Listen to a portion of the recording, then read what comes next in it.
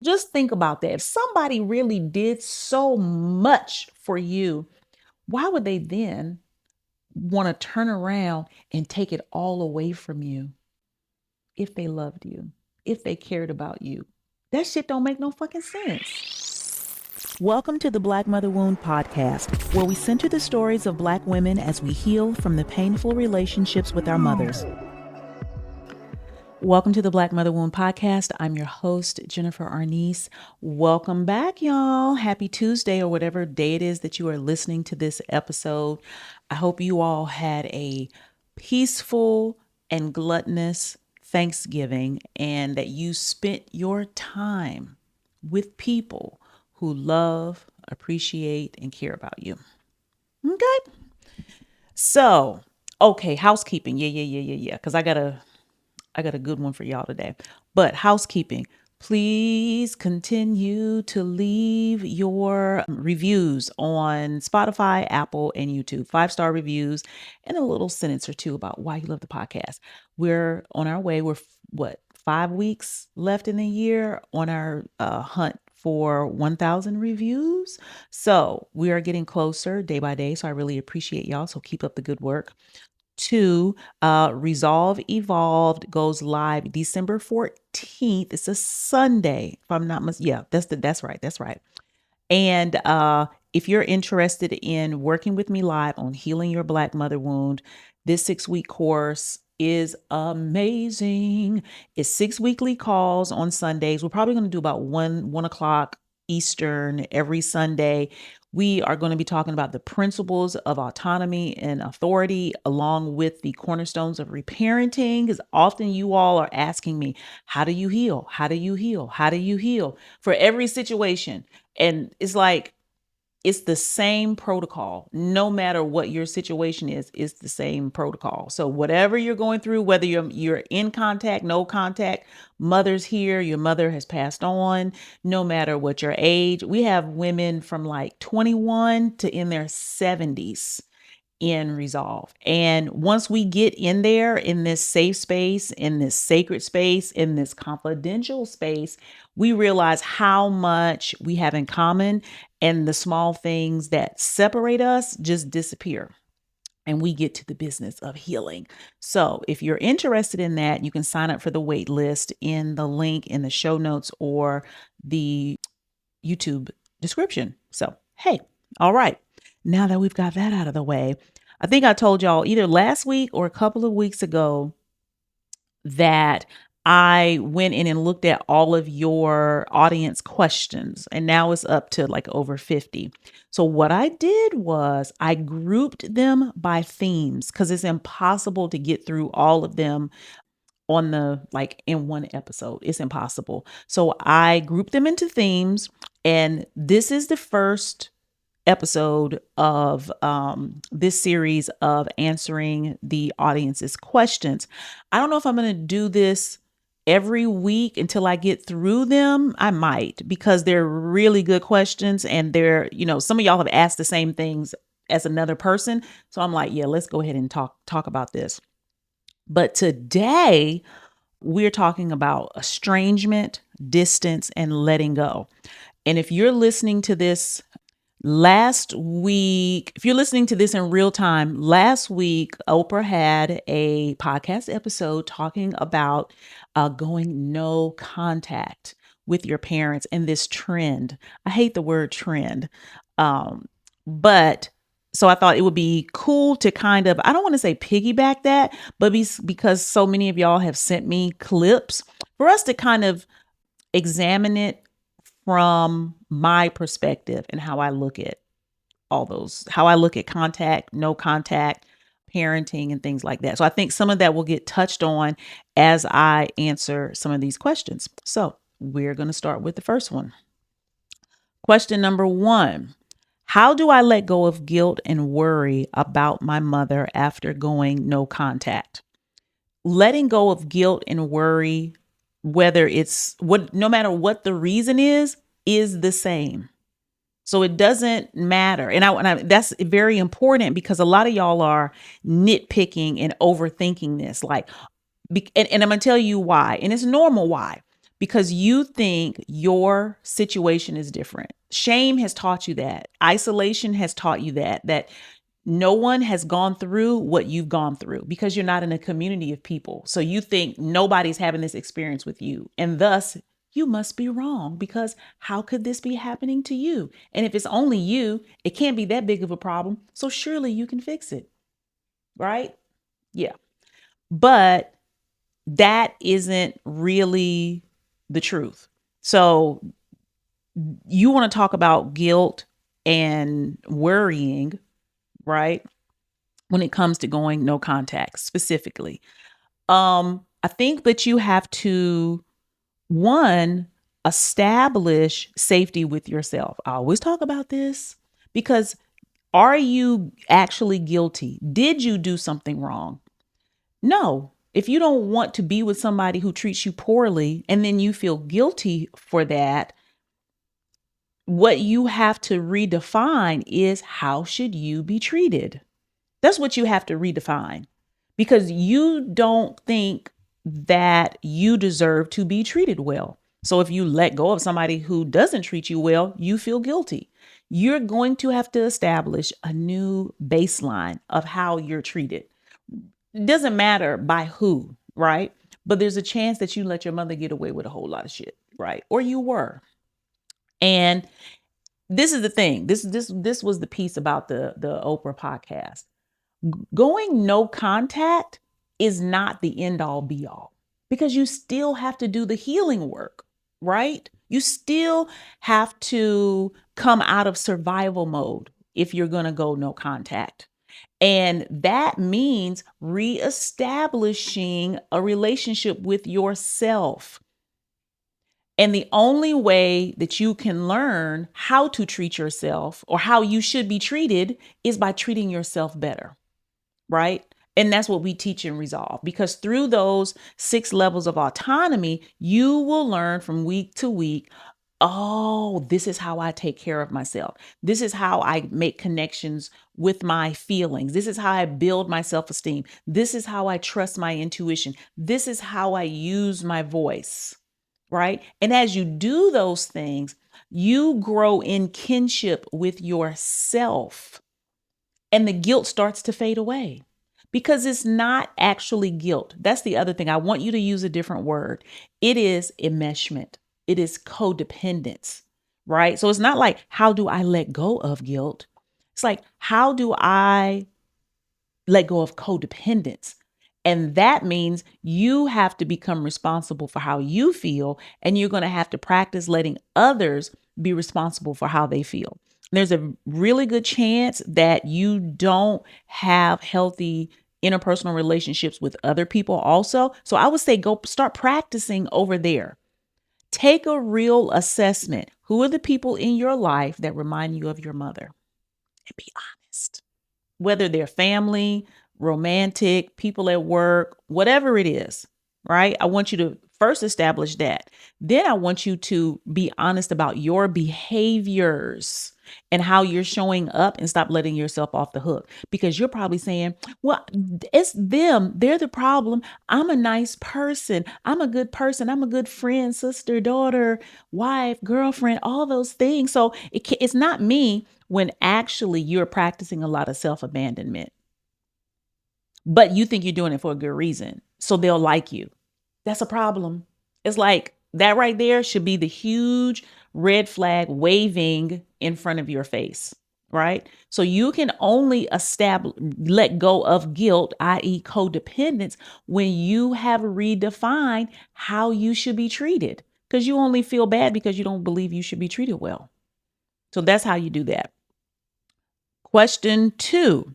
What should I do about a mother who manipulates me and uses contact to guilt trip me? Is your mother manipulating you, or do you keep expecting her to behave differently? Because by now you know what she's doing, because you sent me a question. So is she manipulating you? Is that what it is? What should I do about my mother who manipulates me? Let's take out the word mother. What should I do about a man who manipulates me? What should I do about a neighbor who manipulates me? Like, why is it different? Because it's your mother who is manipulating you. And again, we're talking about guilt. You have established a point and a baseline of care to where you believe it's your job to make sure that she's happy. And you're trying to probably still make her happy, right? So it's like, what should you do? Stop letting her manipulate you if you know that's what's happening. What do you want to happen? I'm saying this because I really want y'all to be thinking about the shit that y'all are saying. What should I do about a mother who manipulates me and uses contact to guilt trip me? Now, what I also hear is you needing permission to put your foot down. You wanting to feel validated in your experience enough to say this isn't right how she's treating me. And I'm going to tell you, it's not right how she's treating you, and you don't deserve to be treated that way. And you don't owe her anything. Now, this is a dance that you all do. It's a dance. And do you want to stop the dance? And whatever benefits that you get from doing this dance of pretending like she's manipulating you, but really you might be manipulating her also because you want to have a relationship with her. And you're trying to do all these things to make that be. Are you willing to let that go? Are you willing to be the person that stops trying? Are you willing to walk away from whatever the benefits you think that you get by being in proximity to her?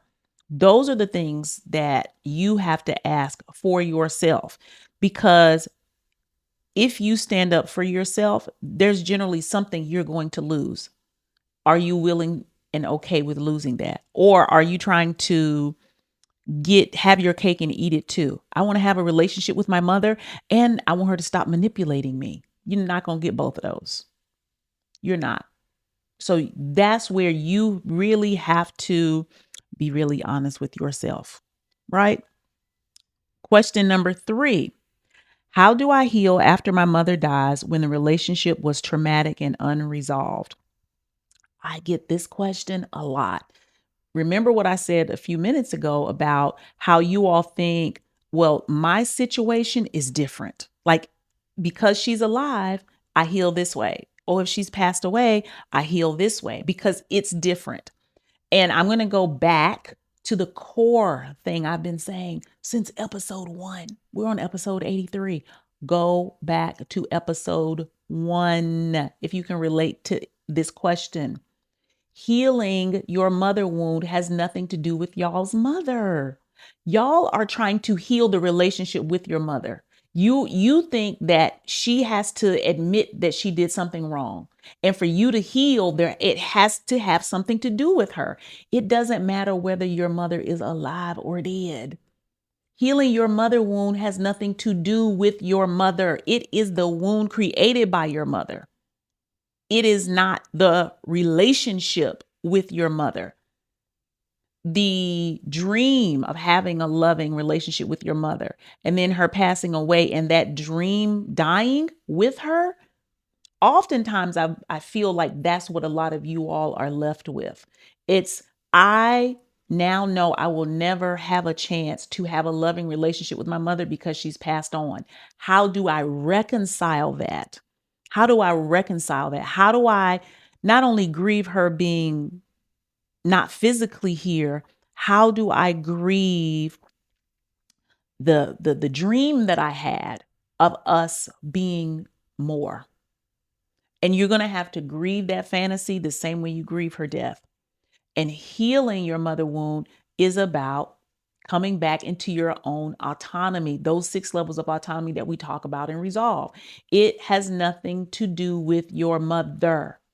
Healing your mother wound is about you establishing a healthy relationship with yourself, and not so that your end goal is to be in relationship with your mother. It is so you can be in relationship with yourself in a loving way.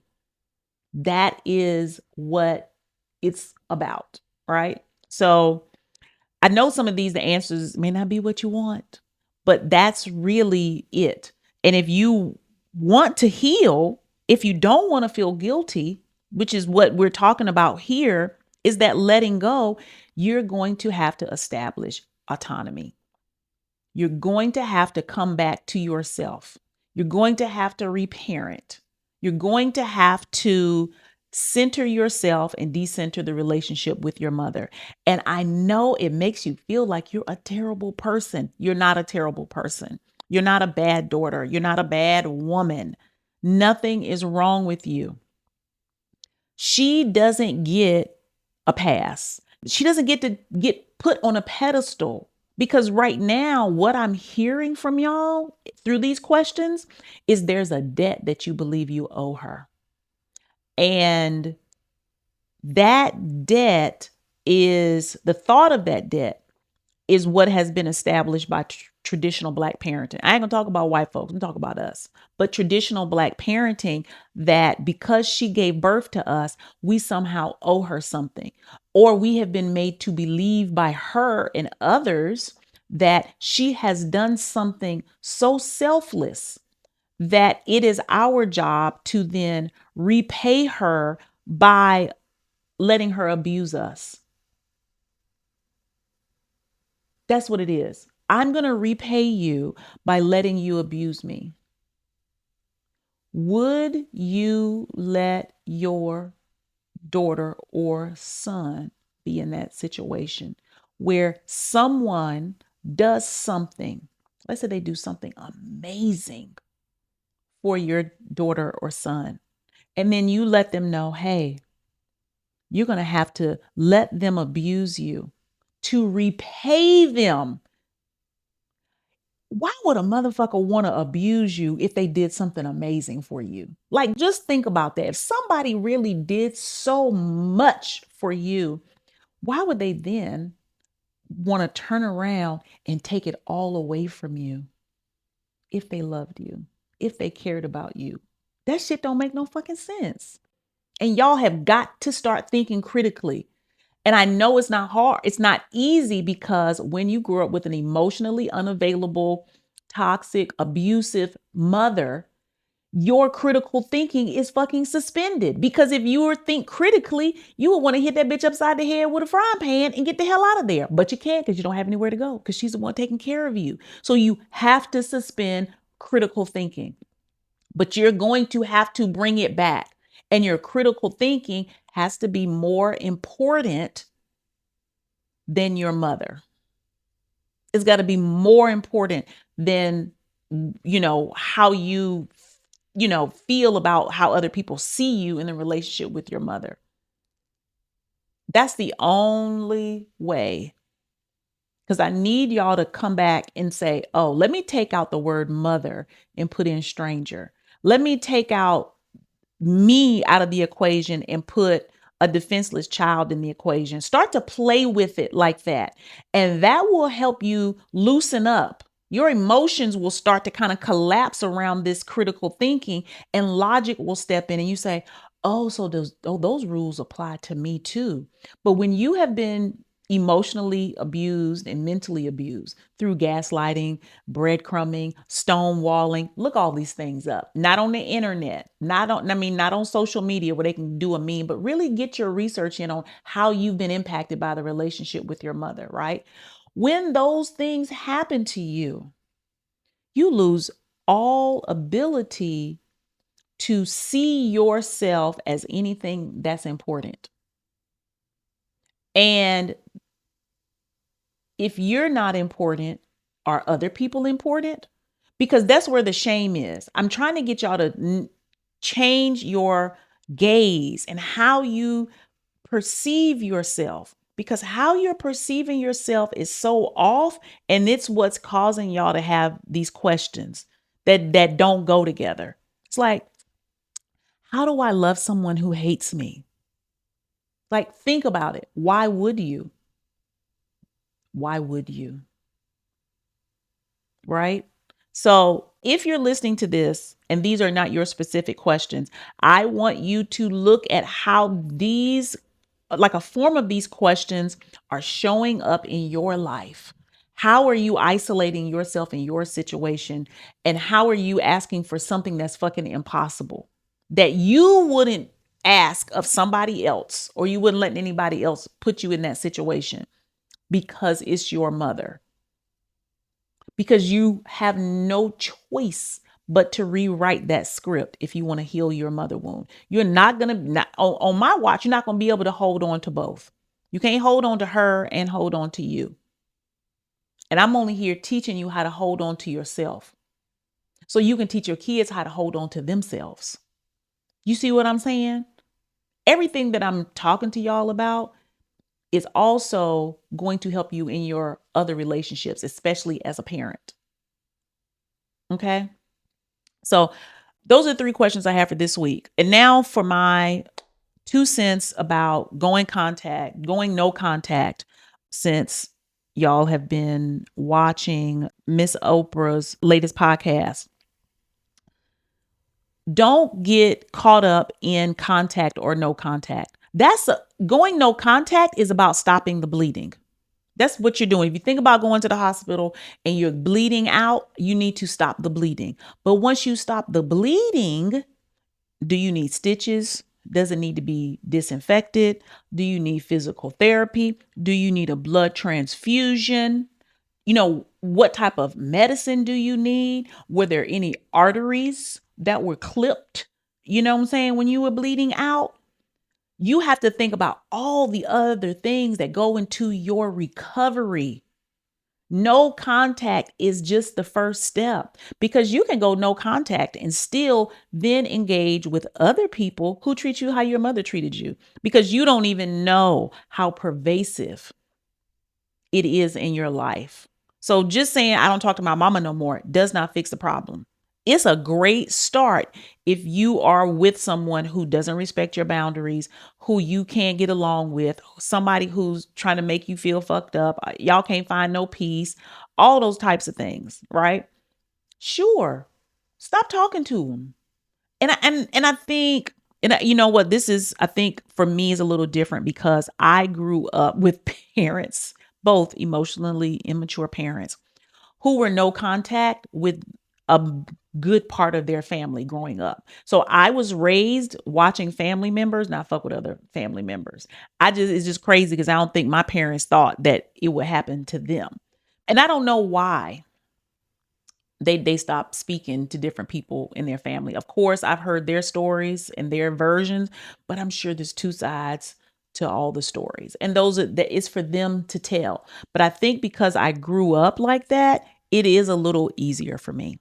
I don't take a whole lot of shit. I'm a little more, well, it still took me until I was 40 to stop talking to my mother. Cause I was about to say, I don't be putting up with this or that, the third. That's a lie, because I put up with it for a long time, for a very long time. Right. And I just think that that's the beginning. When I stopped speaking to my mother, or when she stopped speaking to me. That's the funny thing. She stopped speaking to me. I told you she could stop speaking to people, but it was so good. My life got so peaceful when she stopped speaking to me. I was like, oh, this is good shit right here. I think we should keep this up. But that was only the first step. I still had to do all of the work. That's why I'm like, it doesn't matter if your mother is alive or she's not. I don't need my mother to do the healing work. She doesn't need to agree. She doesn't need to understand. She doesn't need to co-sign it or anything like that. But you have to still go in and do all the things. Just going no contact helps you establish your autonomy. If you are still in an unhealthy relationship with your mother, that's where all of your healing work is going to be start and stop. It's not going to stick, because you're going back into the lion's den, right? And now you're re-injuring yourself. No contact is just that there's no more injury. But that's not the end all be all. And the fact that I think they said now like a third of kids are going no contact with their parents. I think what we have to understand is in this country, I don't know other places, um, but our parenting is not based off of education. It's not based off of learning, early childhood development and psychology and all those types of things. It's 2025, almost 2026 now. So we have more resources about healing and parenting and healthy relationships. But whether you're white or you're black, but y'all know I stick with black folks. So we're going to talk about black folks growing up in segregated South, Jim Crow, racism, sexism, patriarchy, slavery, chattel slavery taught black folks how to parent. So it could never be good, but it was taught so well. That's what's fucked up. It was taught so well how children should be subservient because of, the black church teaching, honor your parents and do as they say and all that kind of bullshit. It was taught with military precision, just like the things that were taught during slavery. So it's taken time for all that shit to cycle through for us to see and feel the pain, to be on meds, to see how it impacts our families, to all the ways that the pain of growing up with emotionally unavailable toxic mother created more problems in our lives, for us to then draw a correlation between the two, like, oh my God, this shit got to do with her ass. Only then can we then say, oh, I have to stop the bleeding. That's what's happening. So it's probably going to continue. It's not a trend, it's a revolution, right? But what we have to realize is just because you go no contact, it doesn't mean that everything is fixed. You still have to do the work. All the work you wanted your mama to do, now you have to do for yourself. So I think that's what I have for y'all today. Um, I hope this was helpful. I love y'all dearly. I be wanting y'all to be good to yourselves and be kind to yourselves, but I'd be feeling bad because I know I be snatching edges all at the same time because I want to shake the fuck out of y'all too, because I love you so much and I want you to have everything you can possibly have in this life, but it starts with you. It's hard work. It's not fair. I get it. You still got to do it. Yes, it's worth it. Y'all been watching me. You already know what the deal is. Okay. I'll see you next week. Love you so much. Sign up for the wait list for Resolve if you haven't already. It's going to be so good. We're going to start it at the end of this year and roll it through the first of next year. I'm going to be on y'all ass. So all the things y'all been wanting to learn and know, we're going to do in the class. Y'all going to have such a jump start on the year. So just do that. The link is in the show notes and in the bio. I'll talk to y'all later. Bye.